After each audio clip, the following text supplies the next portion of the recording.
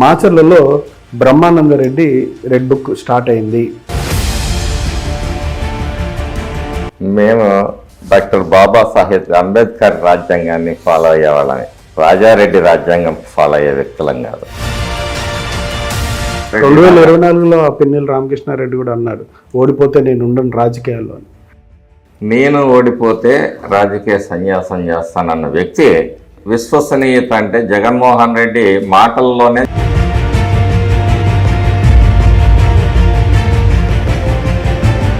Ex-MLA గారి స్టేట్మెంట్లు చూస్తేనేమో నాకు నియోజకవర్గంలో పర్యటించే హక్కు లేదా అన్నాడు. ఈరోజు ప్రజల ఆస్తులు రాపిచ్చావు నీ కార్యకర్తలకి, నాయకులకి.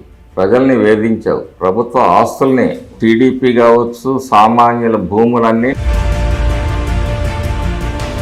వీటన్నిటికీ పరిష్కారం ఏం చూపిస్తారు? మీరు మొన్న శాసనసభలో కూడా ఇదే ఎమోషన్ చూపించారు. ఒకరోజు అన్ని సమస్యల్ని తీర్చలేము. మా పార్టీ కార్యకర్తలకి, నాయకులకు కూడా నేను విజ్ఞప్తి చేసేది ఏంటంటే, ఈ నియోజకవర్గంలో జరిగిన అల్లర్లు కావచ్చు, లేదంటే పోలీసింగ్ కావచ్చు, పికెటింగ్ కావచ్చు, కార్యకర్తలు కొంచెం ఆవేశంగా ఊగిపోతూ ఉంటారు అన్యాయం జరిగినప్పుడు. మరి వాళ్ళని ఎలా సర్ది పెడుతున్నారు? Newton's third law of motion, ప్రతి చర్యకి సమానమైన ప్రతిచర్య ఉంటుంది అనేది. దాన్ని అణిచివేయటం కూడా చాలా కష్టతరమైన బాధ్యత. నియోజకవర్గానికి సంబంధించి అక్షరాస్యత శాతం కూడా తక్కువగానే ఉన్నట్టు పరిస్థితి. మీ వంతు ప్రయత్నం, మీ ప్రణాళిక ఏంటి? ఆంధ్రప్రదేశ్ విద్యా వ్యవస్థ మిగతా రాష్ట్రాలతో, తమిళనాడు కానీ, కర్ణాటక కానీ, కేరళ కానీ, పొరుగు రాష్ట్రాలతో పోల్చుకుంటే, ఎలక్షన్స్ ముందు ఇంటర్వ్యూలో కూడా చెప్పు 100 పడకల ఆసుపత్రి గురించి సాధిస్తాను. కొంచెం కార్యాచరణ జరిగిందా? మన ప్రిన్సిపల్ సెక్రటరీ గారు వైద్య శాఖ వారిని కూడా కరెక్ట్గా 3 రోజుల క్రితం వారిని కూడా కలిసి, మీరు వస్తే నియోజకవర్గానికి వస్తే మీ అంత చూస్తూ ఉన్న వ్యక్తులు కూడా వాళ్ళ జైల్లో ఉన్నారు. జైల్లో ఉండటానికి కారణం ఉంది కదా. ఆ రోజు బోండా ఉమా గారి మీద కానీ, బుద్ధా వెంకన్న మీద కానీ, లాయర్ కిషోర్ గారి మీద కానీ హత్య రాజకీయాలు ఉంటాయా? మళ్ళీ ఈ పల్నాడిని ఇప్పటి వరకు ఒక కోణంలో, ముఖ్యంగా ఈ మాచర్ల నియోజకవర్గాన్ని నాణ్యానికి ఒకవైపే చూశారు. రెండో వైపు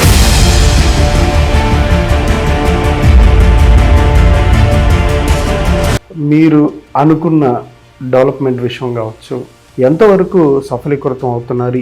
మాచర్ల నియోజకవర్గానికి ఒక 4-5 ప్రధానమైన హామీలు ఇచ్చాను. నాగార్జున సాగర్ ప్రాజెక్ట్ పక్కనే ఉన్నప్పటికీ ఈ రోజుకి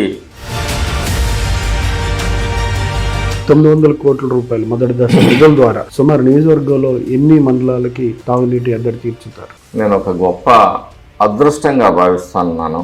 మా నాయకుడు కృషి నా విజయం ఏమి కాదు.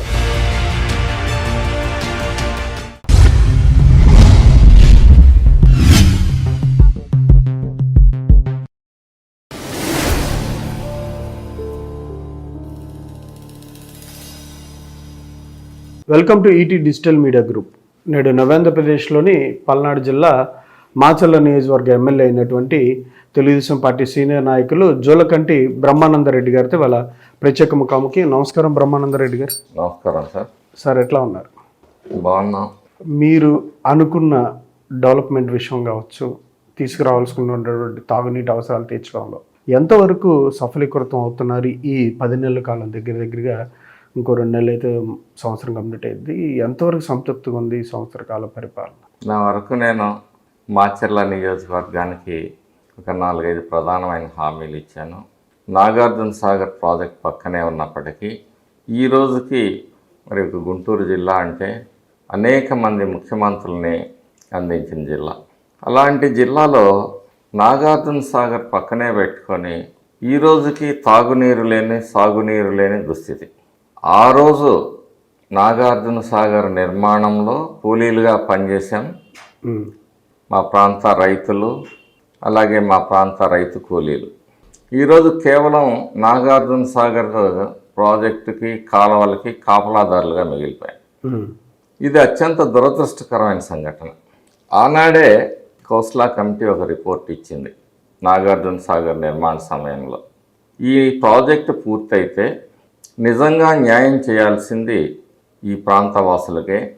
ఎందుకంటే ఈ ప్రాంతం తీవ్రమైన వర్షాభావ పరిస్థితులను ఎదుర్కొంటుందని చెప్పేసి మరి ప్రాజెక్ట్ పూర్తయినప్పుడు కోస్లా కమిటీ ఒక రిపోర్ట్ ఇచ్చింది. ఇవాళ ఆ కోస్లా కమిటీ రిపోర్ట్ ఎక్కడుందో కూడా అర్థం కాని పరిస్థితి. అయితే అదృష్టం ఈరోజు ఎన్డీఏ కూటమి మా నాయకుడు చంద్రబాబు నాయుడు గారి నాయకత్వంలో ఎన్నో ఇబ్బందులు, ఎన్నో ఆర్థిక సమస్యలు, ఎన్నో మరి ఆ వ్యవస్థల విధ్వంసం, మరి వీటన్నిటినీ కూడా కొంతమేర గాడిలో పెట్టడానికి 6 నెలల సమయం పట్టింది మా నాయకుడికి మొదటగానే ఏని గాల్లో పెట్టడానికి. ఇక జేజేఎం ద్వారా మరి రాష్ట్రంలో మరి సాగునీరు ప్రాజెక్టులు అందిస్తాము అంటే కూడా జగన్మోహన్ రెడ్డి ప్రభుత్వం అత్యంత కిరాతకంగా ఈ రాష్ట్ర ప్రజల మీద కక్షగట్టినట్టుగా కేంద్రం ఇచ్చే 30-40 పథకాల్లో వీళ్ళు ఇవ్వాల్సిన షేర్ని ఇచ్చేయకపోవటం, రెండోది కనీసం బాధ్యతగా తీసుకొని వచ్చిన నిధుల్ని ప్రజల కోసం సక్రమంగా వినియోగించడంలో కూడా విఫలమైంది. ఈరోజు నరేంద్ర మోడీ గారి చొరవతోటి, పవన్ కళ్యాణ్ గారి చొరవతోటి, చంద్రబాబు గారి నాయకత్వంలో మళ్ళీ ఆ జేజేఎంకి మళ్ళీ 3 సంవత్సరాలు జీవం పోయటం జరిగింది. దానివలన మొట్టమొదటిసారిగా సాగర్ మొదలున్నాం కాబట్టి మేము ఇక్కడ తాగునీరు ప్రాజెక్టు మరి జిల్లా వ్యాప్తంగా ఇక్కడి నుంచే సాగర్ నుంచే తీసుకుంటున్నారు కాబట్టి మొదటి ఫేజ్లో 1200 కోట్ల రూపాయల్లో సుమారుగా 900 కోట్ల రూపాయలు మా మాచర్ల నియోజకవర్గంలోనే 900 కోట్ల 1200 కోట్లలో 900 కోట్ల రూపాయలు సుమారుగా మా మాచర్ల ప్రాంతంలోనే గ్రామాలు, తండాలు, హ్యామ్లెట్స్ అన్నిటికీ కూడా మంచినీరు ఇచ్చే, ప్రొటెక్టెడ్ వాటర్ ఇచ్చే కార్యక్రమం మరి అతి త్వరలో టెండర్లు అయిపోయినాయి. అతి త్వరలో శంకుస్థాపన కూడా జరుగుతుంది. ఈ సందర్భంగా ప్రధాని గారికి, ముఖ్యమంత్రి గారికి, ఉప ముఖ్యమంత్రి గారికి కూడా మాచర్ల నియోజకవర్గ ప్రజల తరఫున ప్రత్యేకమైన ధన్యవాదాలు తెలియజేస్తున్నాను. ఈ 900 కోట్ల రూపాయలు మొదటి దశ నిధుల ద్వారా సుమారు నియోజకవర్గంలో ఎన్ని మండలాలకి తాగునీటి ఎద్దడి తీర్చుతారు? టోటల్గా కాన్స్టెన్సీలోని ప్రతి గ్రామానికి, ప్రతి హ్యామ్లెట్కి సుమారుగా 180 పైగా గ్రామాలు, హ్యామ్లెట్స్, తాండాలు అన్నీ కలిపితే 180 పైగా ఉన్నాయి. అన్నిటికీ నీళ్ళు ఇవ్వటం అనేది నేను ఒక గొప్ప అదృష్టంగా భావిస్తున్నాను. మా నాయకుడు కృషి, నా విజయం ఏమి కాదు, మా నాయకుడు కృషి. అంటే మీరు ఇష్యూని తీసుకెళ్లారు ఆల్రెడీ? లేదు, బాబు గారే తీసుకెళ్లారు. సాగునీరు, తాగునీరు ఇవ్వాలనేది మా డిమాండ్. కానీ బాబు గారు ఒక మాచర్లే కాదు, రాష్ట్రం మొత్తం కూడా మంచినీళ్ళు ఇవ్వాలి అనే ఆలోచనతో ఏదైతే జగన్మోహన్ రెడ్డి పరిపాలనలో నిర్లక్ష్యానికి గురై ఆ పథకం రద్దయిపోయిందో దానికి మళ్ళీ జీవం పోశారు. జల్ జీవన్. ఒక సరి అయిన నాయకుడు రాష్ట్రానికి లేకపోతే ఏ రకంగా ఈ రాష్ట్రానికి నష్టం జరుగుతుందనే దానికి ఒక్క ఉదాహరణగా నేను ఈ జేజేఎం నిధుల్ని ఈ రాష్ట్ర ప్రభుత్వం అంటే గత ప్రభుత్వం, జగన్మోహన్ రెడ్డి ప్రభుత్వం మరి నిర్లక్ష్యానికి గురి చేయటం వలన ఈ రాష్ట్రం ఎంత నష్టపోయిందనే విషయం మరి ఒక్క విధానంలోనే అర్థమవుతుంది. ఇలాంటివి ఎన్నో పదుల సంఖ్యలో ఈ రాష్ట్రం ఆయన పరిపాలనలో ఇంత తీవ్రంగా నిర్లక్ష్యం వలన ఇంత తీవ్రంగా నష్టపోయింది. ఈరోజు నేను ఇక్కడేదో అన్యాయం జరిగిపోయింది, నేను వస్తే న్యాయం చేస్తాను, ఒక్క 3 సంవత్సరాలు ఆగండి అని చెప్పేసి మరి చిలక పలుకులు పలుకుతున్నాడు. ఇది ఎలా ఉంది అంటే ఒక ముద్దాయి కోర్టులో న్యాయమూర్తి దగ్గర అయ్యా తల్లిదండ్రి లేనివాడిని తమరే దయ చూపాలి అని చెప్పేసి న్యాయమూర్తిని వేడుకున్నాడంట. ఆ న్యాయమూర్తి పాపం తల్లిదండ్రి లేడని చెప్పి దయగలిసి ఏమయ్యారు వీళ్ళ తల్లిదండ్రి అంటే వీడే హత్య చేశాడు సార్ అన్నాడంట. ఈ రాష్ట్రాన్ని హత్య చేసి ఈ రాష్ట్రంలో అన్ని వర్గాలకి దారుణాలు, అరాచకాలు, దోపిడీలు చేసి ఇక్కడేదో దోపిడీ జరిగింది, మళ్ళీ నేను 3 ఏళ్ల తర్వాత వచ్చి 2.0 చూపిస్తాను, వీళ్ళకేదో న్యాయం చేస్తాను. ఇప్పటికి వచ్చి ప్రభుత్వం 9 నెలలు. ఇక్కడ జరిగిన అన్యాయాలు ఏమున్నాయి?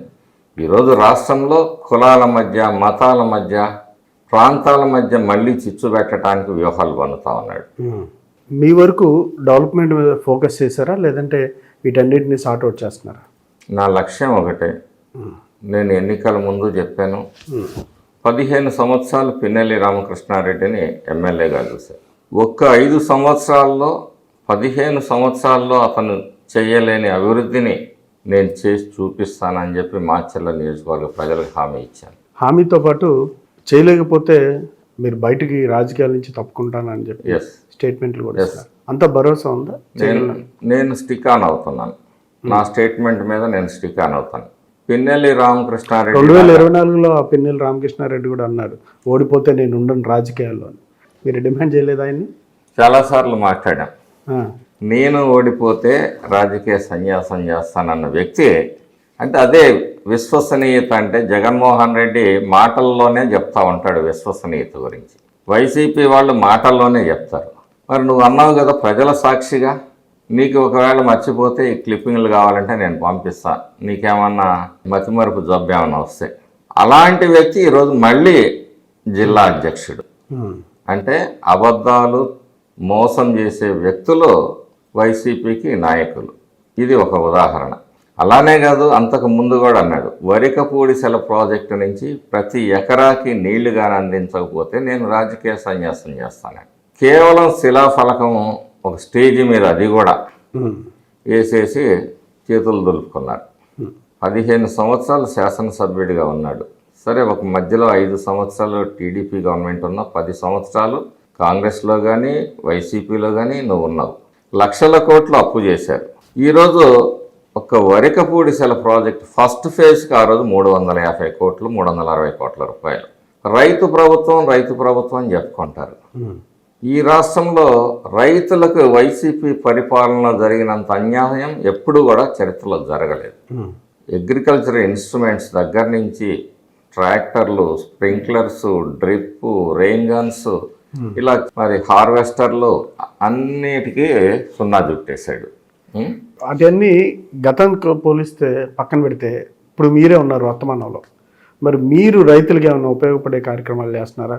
ఆయన స్టేట్మెంట్లు, ఎక్స్ఎమ్మెల్యే గారి స్టేట్మెంట్లు చూస్తేనేమో విభిన్నంగా ఉన్నాయి. ఆయన హక్కులను కూడా కాలు రాస్తున్నారు, నాకు నియోజకవర్గంలో పర్యటించే హక్కు లేదా అంటున్నాడు. ఎందుకు పర్యటించకూడదు? నీ దుర్మార్గాన్ని ప్రజలు ప్రశ్నిస్తారు, ప్రశ్నించకుండా వదిలిపెట్టరు. ఈరోజు ప్రజల ఆస్తులు రాపిచ్చావు నీ కార్యకర్తలకి, నాయకులకి, నీ బినామీలకి. ప్రజల్ని వేధించావు, ప్రభుత్వ ఆస్తుల్ని ఇచ్చేసావు. టీడీపీ కావచ్చు, సామాన్యుల భూములన్నీ నీ కేడర్ వాళ్ళందరూ వాటిని బ్యాంకుల్లో తనఖా పెట్టుకొని వాళ్ళని ఎత్తిన కోట్లాది అప్పులు ఇచ్చేశారు, ఆన్లైన్ మోసాలు చేసి.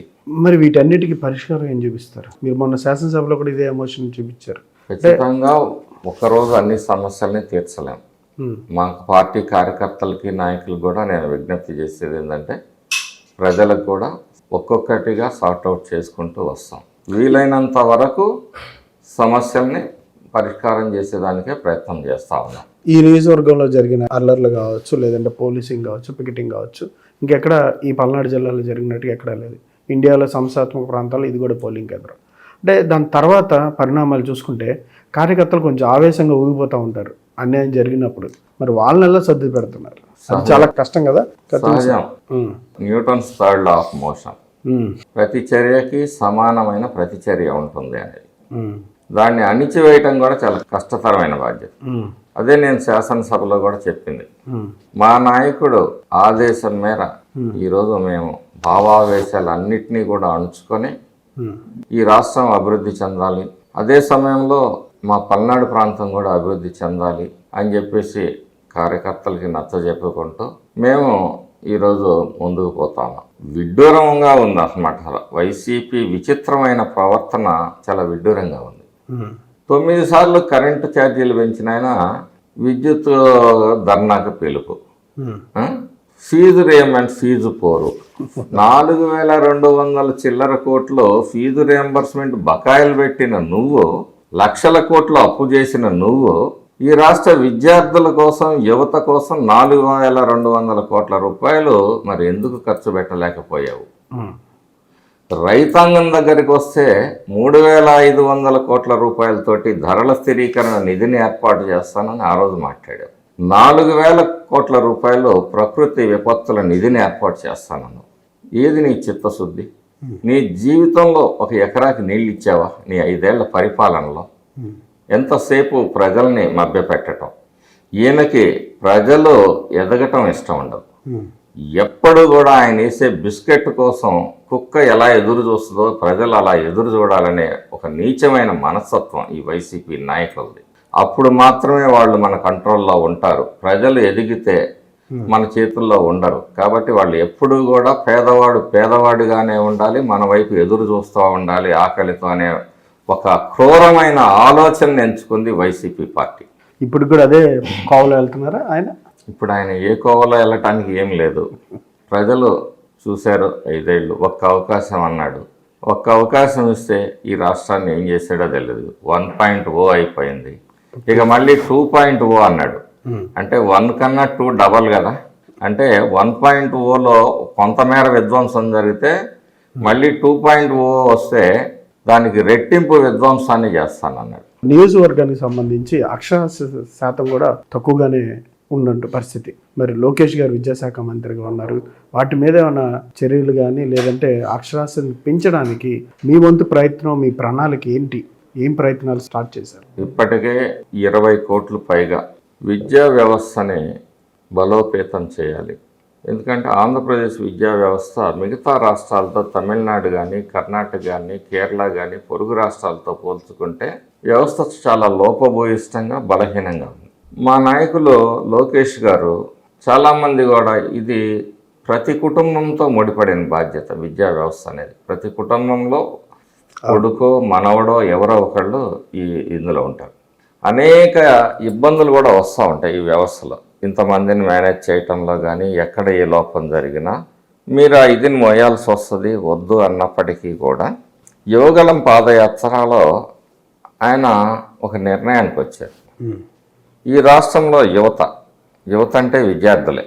బాల్యం నుంచి వీళ్ళని తీర్చిదిద్దాలి అని ఒక ఆలోచనతో ఇక్కడ సమూలమైన మార్పులు కూడా అధ్యయనం తర్వాత, దేశవ్యాప్తంగా అధ్యయనం తర్వాత ఒక నిర్ణయం తీసుకోవటం జరిగింది.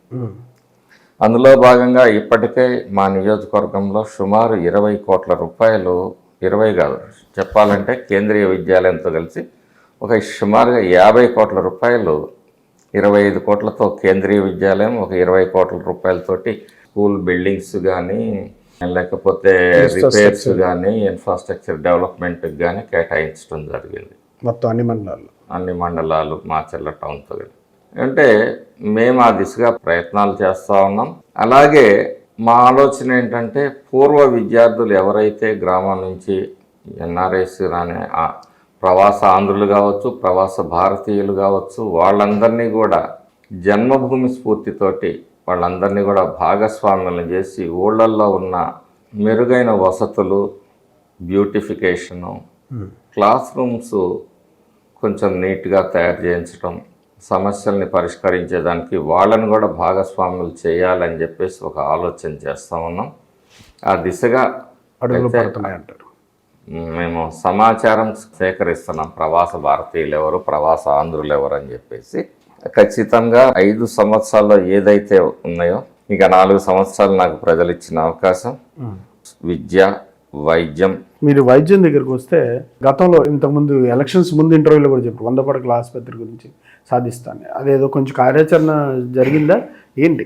నిధులు తీసుకొచ్చారా? ఒక 3-4 రోజుల క్రితం మేము స్థల పరిశీలన చేయటం జరిగింది. అలాగే మన ప్రిన్సిపల్ సెక్రటరీ గారు వైద్య శాఖ వారిని కూడా కరెక్ట్గా 3 రోజుల క్రితం వారిని కూడా కలిసి మరి వివరించటం, వారు కూడా ఫైల్ నాకు వచ్చిన తర్వాత నేను ఫైనాన్స్కి పెడతాను, మీరు కూడా సీఎం సార్ తోటి పర్సూ చేసుకోండి అని వారు కూడా చెప్పడం జరిగింది. వైద్యం 100 పడకల ఆసుపత్రి కట్టించి తీరుతాం. అలాగే రూరల్ క్లినిక్స్ని కూడా వీలైనంత వరకు అన్ని వసతులు ఏర్పాటు చేస్తాం. అంబులెన్స్ సౌకర్యాలు కూడా మెరుగుపడేలా చర్యలు తీసుకుంటాం. టూరిజం కూడా డెవలప్మెంట్ కోసం నిధులు తీసుకొస్తున్నారు. టూరిజంకి మా గౌరవ పార్లమెంట్ సభ్యులు లావు శ్రీకృష్ణదేవరాయలు గారి చొరవతోటి ఈరోజు ఏదైతే అనుపు దగ్గర 25 కోట్ల రూపాయల ప్రాజెక్టుకి మరి వారు తీసుకురావటం జరిగింది. నేను నా వెనక ఎంపీ గారు, చంద్రబాబు గారు, లోకేష్ గారు, అలాగే మా ఉప ముఖ్యమంత్రి గారికి కూడా మా పట్ల ఓ మంచి అభిప్రాయం ఉంది. వారి సహకారంతో అన్ని విధాలుగా ఈ నియోజకవర్గాన్ని డెవలప్ చేస్తాము, చేసి చూపిస్తాము. చేసి చూపిస్తారంటారు. ఖచ్చితంగా చేసి చూపిస్తారు. మీ వరకు రాజకీయాల్లో డెవలప్మెంట్ మీద ఫోకస్ చేశారు, ఓకే, అది వర్క్స్ జరుగుతూ ఉన్నాయి. ఇది రాజకీయానికి ఒక పక్క. ఇంకొక పక్క కక్ష సాధింపు చర్యలు. ఈ రకమైనటువంటి కక్ష సాధింపు చర్యలు రాష్ట్ర వ్యాప్తంగా రెడ్ బుక్ రాజ్యాంగానికి సంబంధించి లోకేష్ గారు అక్కడ ప్రవేశపెడితే మాచర్లలో Brahmananda Reddy red book start అయింది, జోలకంటి రెడ్ బుక్ అని. ఏంటి ఈ రెడ్ బుక్ ఏంటి? ఇక్కడ మీ రెడ్ బుక్లో ఎవరెవరి పేర్లు ఉన్నాయి, ఎవరెవరికి ఎటువంటి మీ రాజ్యాంగం ప్రకారం జరగబోతుంది? మేము డాక్టర్ బాబాసాహెబ్ అంబేద్కర్ రాజ్యాంగాన్ని ఫాలో అయ్యేవాళ్ళని, రాజారెడ్డి రాజ్యాంగం ఫాలో అయ్యే వ్యక్తులం కాదు. మాకంటూ రెడ్ బుక్ లేదు. రెడ్ బుక్ ఏదన్నా ఉంటే మాచర్ల నియోజకవర్గంలో ప్రజల దృష్టిలో ఉందేమో కానీ నేనంటూ ఏ రెడ్ బుక్స్ రాయలేదు. మీరు ఎవరైతే ఎన్నికల ముందు, ఎన్నికల రోజు, ఎన్నికల తర్వాత విధ్వంసాలకు పాల్పడ్డారో వాటిని చట్టపరంగా మరి చర్యలు అనేది ఉంటాయి ఖచ్చితంగా. దాన్ని రెడ్ బుక్ అంటాం ఎట్లా? అంటే మేము ఏదైనా చేస్తాము, మా మీద యాక్షన్ ఉంది అంటే రెడ్ బుక్. మేము దోపిడీలు చేస్తాము, దౌర్జన్యాలు చేస్తాము, హత్యలు చేస్తాము, మానభంగాలు చేస్తాము, కానీ మా మీద చర్యలు తీసుకుంటే మాత్రం రెడ్ బుక్ అని చెప్పటం వైసీపీ ఒక వితండవాదం. ఖచ్చితంగా ఆ రోజు దోషుల మీద చర్యలు తీసుకుంటామన్నారు కానీ లోకేష్ గారు నిర్దోషుల మీదనో అమాయకుల మీదనో మేము కేసులు పెడతామని ఏ రోజు మేము చెప్పలేదే. ఈరోజు నేను అదే అసెంబ్లీలో చెప్పింది, మీ సిద్ధాంతాలు మీ విధానాలను కానీ అమలు చేస్తే ఈరోజు మీరు ఎక్కడుండేవాళ్ళు? ఈ రోజుకి ప్రతిదానికి కూడా ఒక చిన్న సంఘటన జరిగినప్పుడు భావావేశాల్లో ఎక్కడన్నా పొరపాటున ఒక సంఘటన జరిగినా వెంటనే మాకు ఇంటెలిజెన్స్ ఆఫీస్ నుంచి ఫోన్ వచ్చి ఏం జరుగుతుంది, ఏం జరిగిందని చెప్పి ప్రతి నిమిషం అంత అప్రమత్తంగా మరి రాష్ట్రంలో లా అండ్ ఆర్డర్ని మరి పరిరక్షించే ప్రయత్నం ముఖ్యమంత్రి గారు అలాగే మా హోంమంత్రి గారు కూడా చాలా అద్భుతమైన పనితీరుని కనపరుస్తూ ఉన్నారు. దాని విషయంలో మాత్రం మీరు వస్తే నియోజకవర్గానికి వస్తే మీ అంతు చూస్తూ ఉన్న వ్యక్తులు కూడా వాళ్ళ జైల్లో ఉన్నారు. జైల్లో ఉండటానికి కారణం ఉంది కదా. ఆ రోజు బోండా ఉమ్మ గారి మీద కానీ, బుద్ధా వెంకన్న మీద కానీ, లాయర్ కిషోర్ గారి మీద కానీ దాడి చేశారు. చేయాల్సిన కేసులన్నీ పెండింగ్లో ఉన్నాయి. ఆ సమయంలో ఏవైతే చర్యలు తీసుకోలేదో వాటి మీద చర్యలు తీసుకుంటున్నారు. వాళ్ళు నా ప్రత్యర్థులు అనేది ఏముంది? హత్య రాజకీయాలు ఉంటాయా? మళ్ళీ ఉండే అయితే ఈ పార్టీకి అవి ఉండే, కానీ మా నాయకుడు మా విధానం అది కాదు. ఈ పల్నాన్ని ఇప్పటి వరకు ఒక కోణంలో ముఖ్యంగా ఈ మాచర్ల నియోజకవర్గాన్ని నాణ్యానికి ఒకవైపే చూశారు, రెండో వైపు అభివృద్ధిని మేము చూపిస్తామని చెప్తా ఉన్నాం. ప్రజలకు అర్థమైద్దా? ఖచ్చితంగా అర్థమవుతుంది. ఫలితాలు వచ్చిన రోజు ప్రజల ముంగిటికే ప్రజలందరికీ ఫలితాలు వస్తాయి కదా. ఏదైతే మీరు ఎన్నికల్లో ప్రధాన హామీలు సూపర్ 6 ఇంకా పూర్తి స్థాయిలో ఎక్కడ అమలు చేయట్లేదు. చెంబల్లో ఎంత లోయలో ఆ లోయ అగాధం లాంటి ఆర్థిక లోటు. ఈరోజు చంద్రబాబు నాయుడు గారి పరిపాలన దక్షతకి జగన్మోహన్ రెడ్డి గారు ఇవాళ అసెంబ్లీకి కూడా రాకుండా ప్రతిపక్ష హోదా ఇమ్మంటే ఇవ్వకుండా తెలుగుదేశం పార్టీ ఈ విధంగా బిహేవ్ చేస్తుంది. మీరు గతంలో శాసనసభ సాక్షిగా ఏం మాట్లాడారు? ఒక్క 2 మెంబర్ని కానీ లాగేస్తే మీకు ప్రతిపక్ష హోదా కూడా రాదు. మీరు అధికారంలోకి వచ్చారు కదా, కాపర్ డ్యామ్ విషయంలో మీ మీద కూడా ఆరోపణలు వచ్చినాయి కదా. తెలుగుదేశం పార్టీ ఆయన హయాంలో చంద్రబాబు నాయుడు కట్టిన టైంలో అది కూలిందని. చంద్రబాబు గారు 5 సంవత్సరాల్లో మరి ఎక్కడ పేపర్లో వార్త రాలేదే. ఎప్పుడొచ్చింది? ఈరోజు పోలవరాన్ని అంటే మీకు బిగ్ అచీవ్మెంట్ ఈ ఎన్డీఏ కూటమికి సంబంధించి క్యాపిటల్ అనేది అదే బిగ్ టాస్క్. మా పురపాలక శాఖ మంత్రి నారాయణ గారు మొన్న ఒక రోజు వారి ఆఫీస్కి వెళ్ళాం. వారి పనితనం మహా అద్భుతం అన్నమాట. అందరినీ ఆఫీసర్ని ఆయన అక్కడ చూసుకొని కేంద్ర సహకారం పూర్తి స్థాయిలో ఇవాళ మీ మీద ఆధారపడిన పరిస్థితి బీజేపీ. రాష్ట్రానికి ఇబ్బంది వచ్చినప్పుడు మోడీ గారు మాకు సహకరిస్తున్నారు. కేంద్రంలో అవసరమైనప్పుడు ఉపాధి విషయంలో కూడా కొంతవరకు మూవ్ అవుతున్నట్టున్నారు. జాబ్ మేళాలు కండక్ట్ చేస్తూ ఉన్నారు. ఈ అధికారంలోకి వచ్చిన తర్వాత ఇప్పటికి 2వ జాబ్ మేళా నిన్న జరిగింది. అయితే మొదటి జాబ్ మేళా భారీ ఎత్తున సంపద సృష్టి జరిగిద్దా? ఆయన అదే లక్ష్యంతో పనిచేస్తున్నారు. ఈ రాష్ట్రం ఇలా ఉంది, ఇంత ఆర్థిక లోటు ఉంది, మనం ఏం చేయగలుగుతామని. లోకేష్ గారు ఇంటి పట్టాలు కూడా కొన్ని చోట్ల ఇస్తూ ఉన్నారు. మీ నియోజకవర్గానికి సంబంధించి ఇంటి సమస్యలు కావచ్చు, ఎటువంటి చర్యలు తీసుకుంటున్నారు? గతంలో బకాయిలు ఉన్నాయి. మీరు టిట్కో ఇళ్ళు, పేదల ఇళ్ళు ఒక 5-6 వేల కోట్ల రూపాయలతోటి వేల కుటుంబాలకి కార్యకర్తలు ఉత్సాహపరచడానిక లేదా వాళ్ళకి సమాధానం చెప్పుకోవడానిక కొన్ని వ్యాఖ్యలు, బెయిల్ లేని జైల్స్లో కొంతమంది కొన్ని రోజుల్లో కొంతమంది అరెస్ట్ కాబోతున్నారని స్టేట్మెంట్లు ఇస్తున్నారు.